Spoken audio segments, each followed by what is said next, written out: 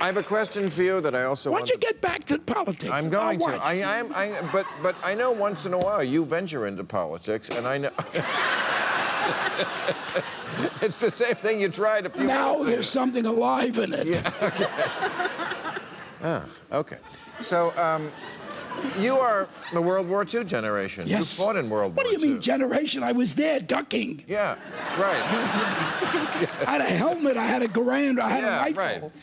But, generation. But that was a war worthy of getting into. I think you agree with me that the wars were in... I actually enlisted to fight the Germans in World War II.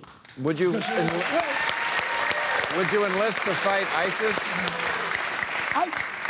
I don't think so. I mean,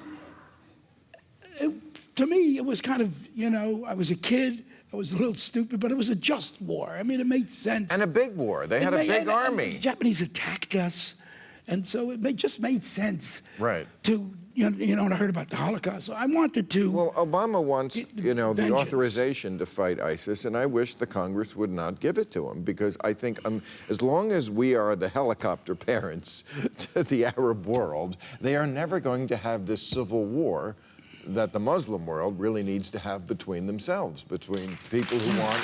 I do. And... Yeah, I mean, Bill, I think, you know, the country is still reeling after the wars in Iraq and Afghanistan, and the president gets a lot of criticism about, for example, not putting troops or boots on the ground. I think a big part of the reason that the president doesn't put boots on the ground is because the American people don't want to put boots on the ground, and he is responding to that. You're right. You're absolutely right. Why should we put boots on the ground? They don't like each other. We're in the middle. We are a common target. Exactly. And that's the problem. You know, we should just skillfully withdraw. I mean, if you look at where ISIS is, they are surrounded by people who have pretty big armies and air forces.